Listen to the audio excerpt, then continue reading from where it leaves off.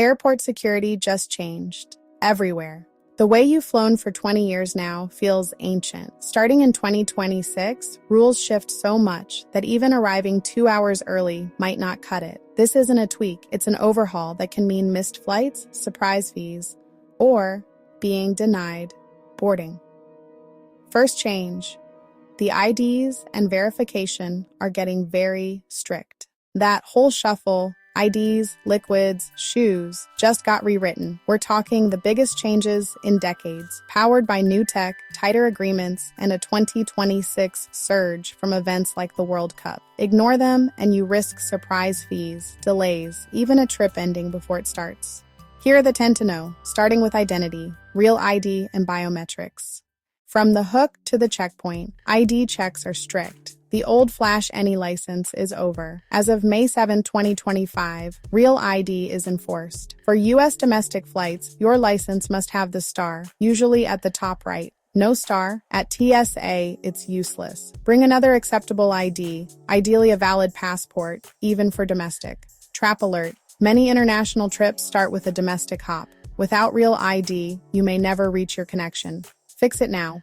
Check for the star. If it's missing, upgrade at the DMV or carry your passport on every flight. No compliant ID? TSA's modernized alternative identity verification routes you to a biometric kiosk. Paid, not free. Expect about an $18 charge, valid for 10 days. Replacing the old free secondary screening. Have the right ID or pay the fee. And those ID rules pair with a biometric shift at the airport. Alongside stricter IDs, biometric screening is rolling out fast. In 2026, your face increasingly serves as your passport, your ticket, and your gate key. Airports across the US and Europe are shifting from document checks to camera checks, quiet kiosks that verify you in seconds and move the line. TSA Cat2 facial match scanners are already at over 250 U.S. airports, with a broad expansion underway ahead of the 2026 World Cup surge. Here's the flow. Step to the gate,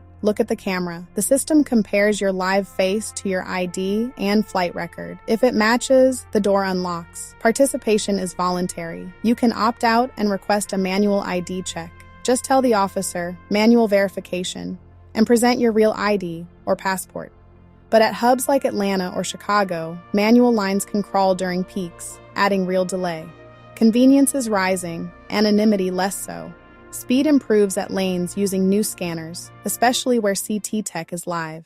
For nearly 2 decades, we've lived by TSA's 311 rule, liquids up to 3.4 ounces, all in one quart-size bag. Now the beginning of the end is here, thanks to computed tomography, CT, checkpoint scanners. These 3D machines let officers rotate a detailed view of your bag, making it possible to clear liquids and laptops without removing them. The result? Where CT lanes are active, you can leave liquids, laptops, and large electronics in your bag. It's noticeably faster and smoother.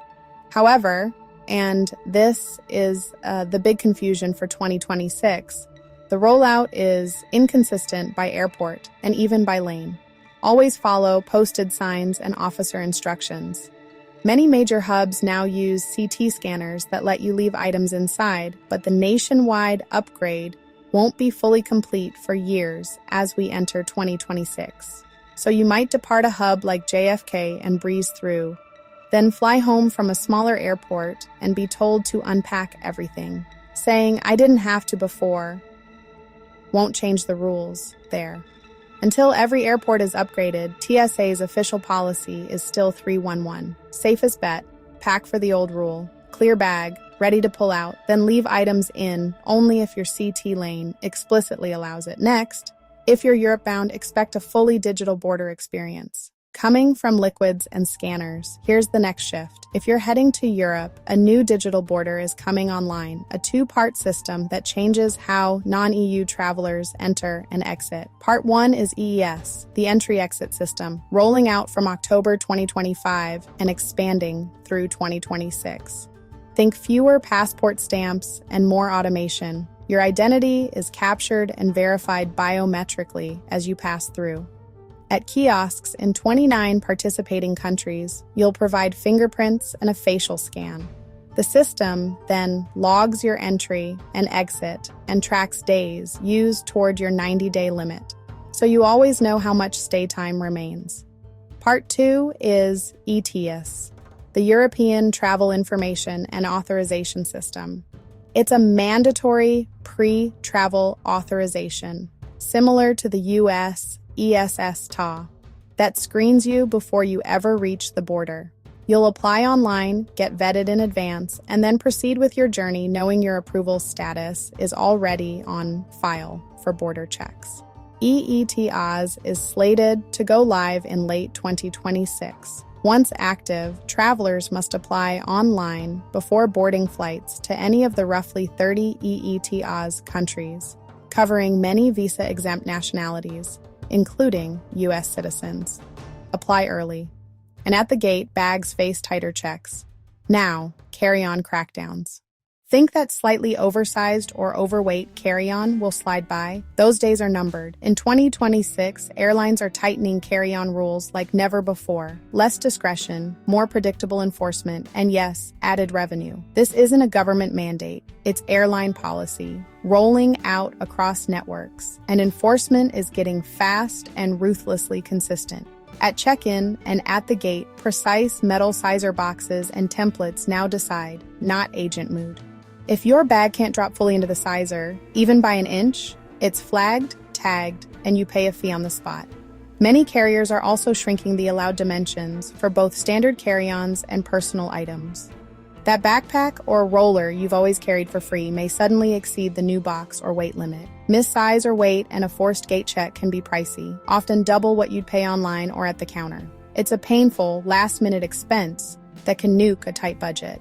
Win by prepping at home, measure length, width, and height against your airline's posted limits. Use a tape and the sizer specs, and weigh the bag with a luggage scale. Know the exact numbers before you leave, so your bags comply.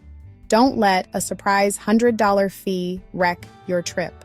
Have you been hit with a fee? Hit with a surprise carry-on fee? Share your story in the comments. It helps other travelers avoid the same trap. If this guide's helping, tap like and share to support the channel. Speaking of power, let's talk batteries. Lithium battery rules haven't changed much, but enforcement has tightened. For fire safety, TSA is now scrutinizing power banks and smart luggage more closely at checkpoints nationwide. Top rule, unchanged. All spare lithium batteries and every power bank must be in your carry-on. They are strictly banned from checked bags, no exceptions. Smart luggage with built-in chargers is under the microscope. If the battery can't be removed by hand, no tools, that bag isn't allowed on U.S. airlines. Same rule for carry-on and checked. Check the watt-hour, a Weiqi rating. Most personal devices must be under 100 watt-hour. Some airlines allow up to 2 spare batteries up to 160 watt-hour with prior approval, so confirm before you fly. Agents look for the watt-hour rating printed on the battery label. If it isn't marked or is unreadable, you may be forced to discard it. Do this. Keep power banks under 100 watt-hour, pack them in carry-on. And if your bag is gate-checked, pull them out first. And there's one line item that finally gets easier: shoes. As of mid-2025, the TSA ended its nationwide rule in standard lanes that made travelers remove shoes. Before, only pre-check kept them on. Now, shoes stay on for everyone. It's a permanent policy shift that speeds lines and cuts hassle in a big way. Caveat: you can still be told to take them off during random secondary screening if footwear is bulky, steel-toed or platform boots, or if an alarm triggers, requiring a separate check, or by local procedures during peak operations. For most travelers, the one-foot shoe dance is over. Beyond the checkpoint, though, airlines are changing costs and check-in. Green fees and digital-only processes are next.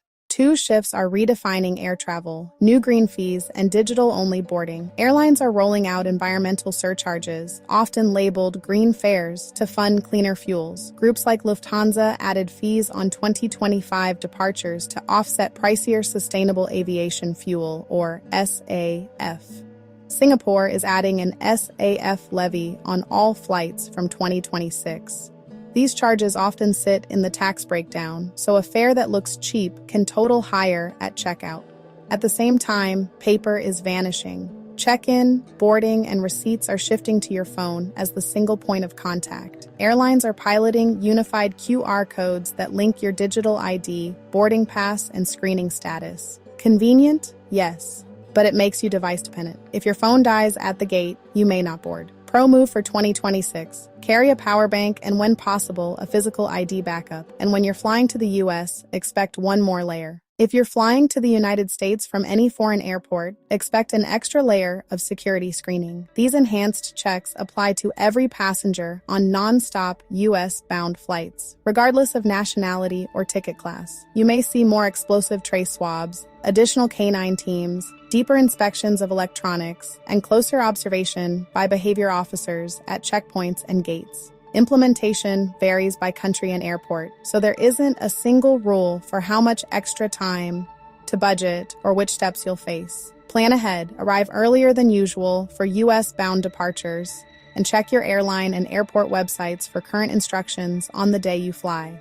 Build a buffer to handle extra screening without stress. And if disruptions happen, new rules finally back you up. Good news for travelers. Getting your money back just got easier. The era of endless refund fights is ending. New DOT rules in full effect since October 2024 require automatic cash refunds when airlines cancel or significantly change your flight. A significant change means a delay of 3 hours or more for domestic flights, or 6 hours or more for international flights. It also includes a switch of departure or arrival airport, or the addition of a connection you didn't book. If any of that happens and you choose not to travel, the airline must issue a prompt refund to your original form of payment, not a voucher or credit. You can also claim refunds for baggage fees when a domestic bag is delayed over 12 hours. And for paid Wi-Fi, that doesn't work. These rules put cash back in your pocket and push airlines to stay on schedule. Here's how to remember it all. Quick recap. 1. Identity verification is now digital and strict. Carry a real ID or a passport for domestic flights and expect face scans at checkpoints. 1. Liquids. The 311 rule is fading, but unevenly, so pack as if the old rules still apply and be ready to pull items if asked. 1. Europe. EES will record your entry and exit biometrics, and EETIAS will require a quick online pre-travel authorization before boarding. It's a lot to track, but knowing these shifts keeps you moving. Fewer surprises, faster lines, and more confident choices. Prepare now, measure bags, sort IDs, charge devices, and you'll be ahead. Up next, the best ways to stay updated and plan smarter. If this helped, tap like and subscribe for no-nonsense travel updates. Then dive into my airport rules and travel tips playlist. Travel safe, travel smart.